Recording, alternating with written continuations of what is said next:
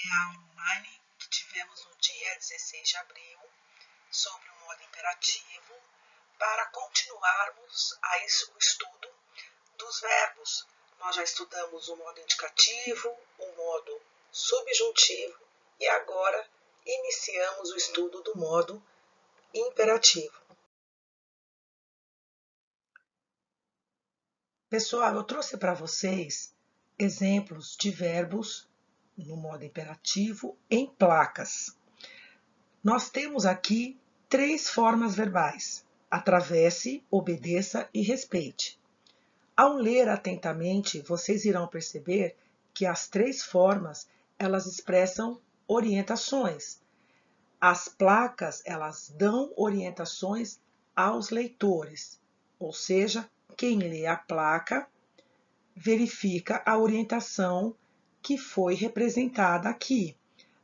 Atravessar sempre na faixa, obedecer à sinalização e respeitar a vida.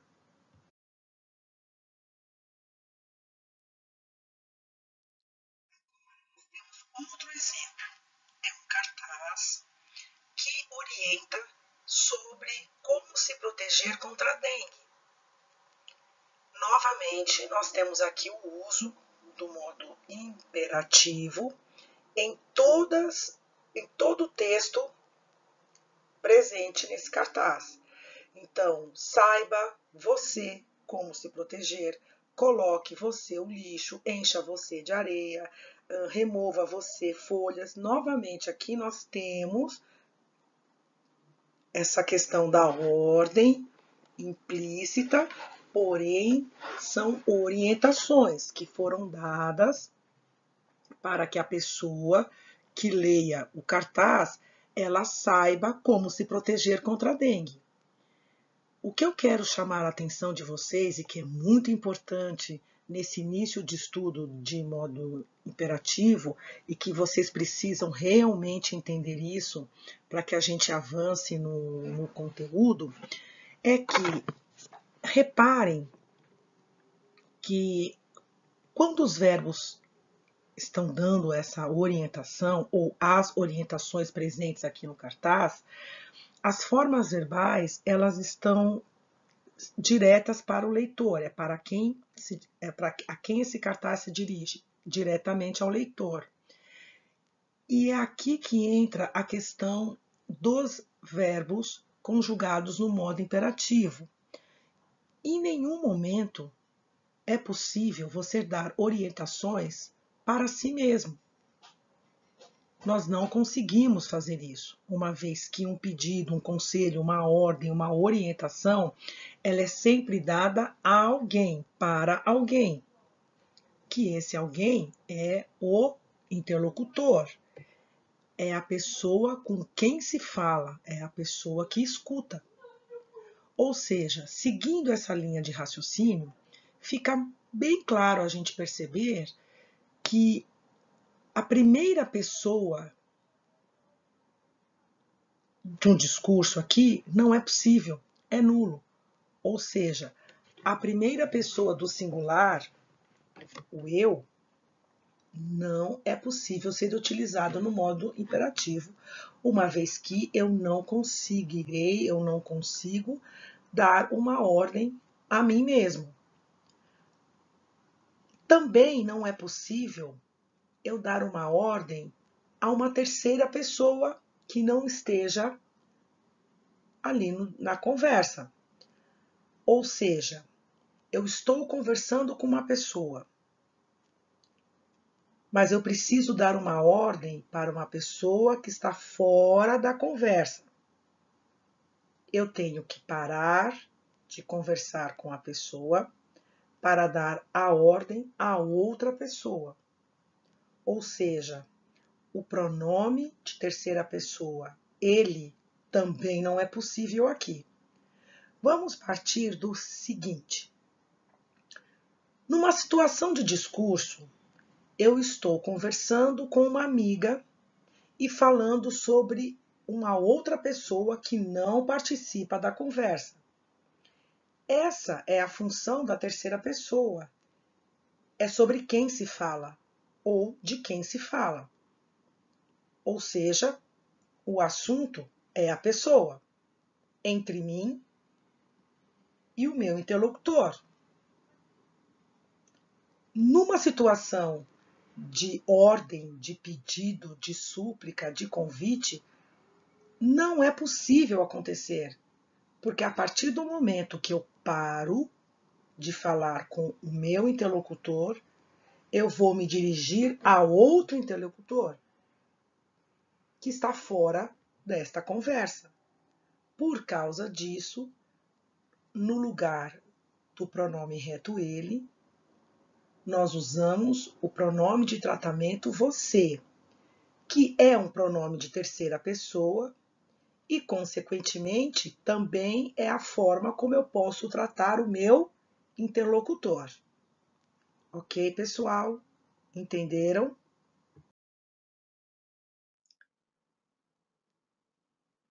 Pessoal, agora nós vamos falar um pouco sobre um conteúdo que é um pouco complexo, mas ele é extremamente importante e necessário para o estudo do modo imperativo.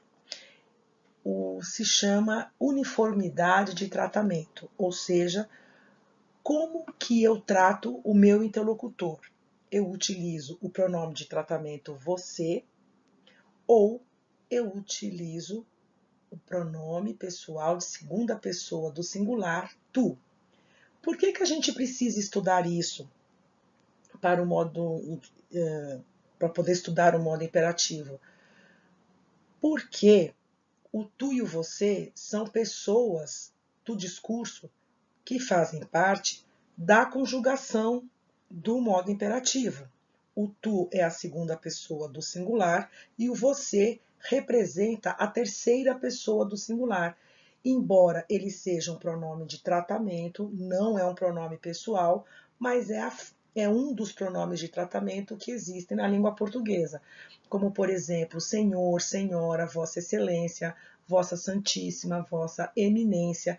Todos esses pronomes que eu disse, eles são de terceira pessoa, mas numa situação de discurso é como eu trato o meu interlocutor. Ok? Tudo bem? E o porquê que isso a gente precisa falar um pouquinho sobre isso? Porque observem essa oração.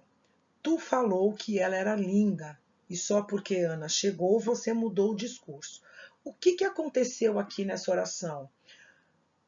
É um fenômeno, uma situação muito recorrente e só que ela é inadequada. Você verifica essa mistura de pronomes em letras de música, em poesia, em função da expressão, da expressividade presente, tanto numa letra de música ou como num poema, por exemplo, há essa possibilidade. Mas no dia a dia é uma situação incorreta, inadequada. E a gente fala assim, houve mistura de tratamento, porque esse tu, que é essa pessoa aqui, ela é tratada como tu e depois como você, que provavelmente, olha, tu falou que ela era linda e só porque Ana chegou você mudou o discurso. Ou seja, esse tu e o você são as mesmas pessoas. Ora, se eu iniciei o uso do tu, eu preciso usar o tu até o final e de forma adequada. Tu vieste, tu foste, tu vais, tu irás. Não tu falou, porque esse tu falou, o verbo, a forma verbal falou, ela está em terceira pessoa. Eu falei, tu falaste, ele falou. Que é algo muito comum, por exemplo, nos cariocas. Quem são os cariocas? São as pessoas que moram na capital do Rio de Janeiro. Eles têm esse hábito de utilizar o tu, só que ao invés deles usarem os verbos na segunda pessoa, como ocorre, por exemplo, no Rio Grande do Sul, os cariocas usam o tu, mas o verbo está na terceira pessoa. Isso, gramaticalmente, é incorreto. é inadequado, não é a forma padrão da língua portuguesa. E ele fez aqui uma famosa lambança, ele misturou tu com você. A regra, eu vou dizer de uma forma bem simples para vocês. Se você iniciar um texto utilizando você, utilize o você até o final do texto. Mas desde que você lembre que o você é um pronome de tratamento de terceira pessoa. Então, é você falou, esta é sua bolsa. Você precisa adequar tudo que está relacionado ao você no texto para a terceira pessoa. Se você optar em usar o tu, verbos, pronomes também devem estar adequados à segunda pessoa do singular. Então, é tu foste, esta é tua bolsa, entre outras situações. E aqui, esse texto do Ulisses Campbell, ele comenta essa questão de que, no Brasil, qual dos dois pronomes são mais utilizados, o tu ou você?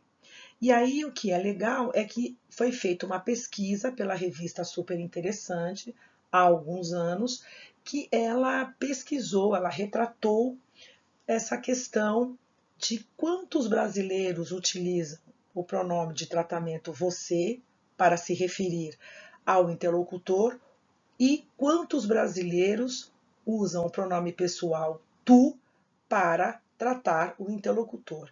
E, para surpresa de todos, o vencedor foi o pronome de tratamento você.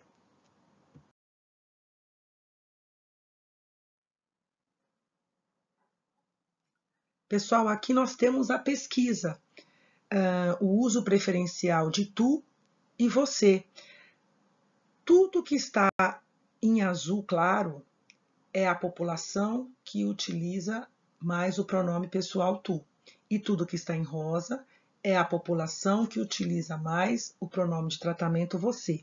Se você observar com muita calma, vocês irão perceber que lá no norte o tu ele é o mais utilizado.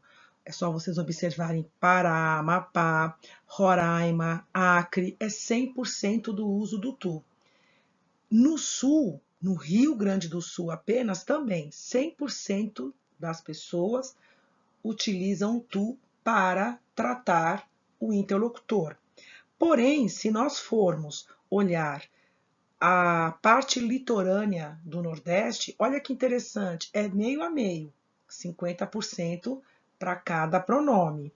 Indo já para a região central, nós temos aí Mato Grosso, nós temos já Goiás, nós temos Minas Gerais, são lugares, olha, que utilizam totalmente e apenas o você. Chamando a atenção para o Paraná, que está na região sul, mas atualmente 100% da população usa o você para retratar, chamando a atenção também, olha que interessante, do Espírito Santo, porém o Rio de Janeiro é os 20% da população que fala tu vai, tu sabe, que usa aí o verbo conjugado incorretamente, e São Paulo que tem 5% da população que usa o tu. Essa população vive na região portuária de Santos, né? Lá na Baixada Santista. Quando vocês forem um dia para Santos, ali bem próximo do porto, vocês vão reparar que as pessoas ali usam bastante mesmo, gente. O tu, raramente elas usam o você.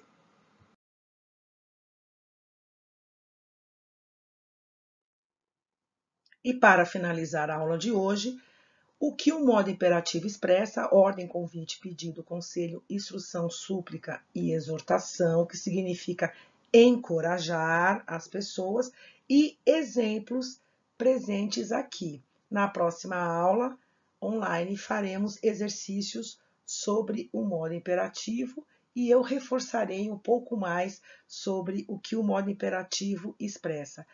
Beijo no coração de vocês e até mais.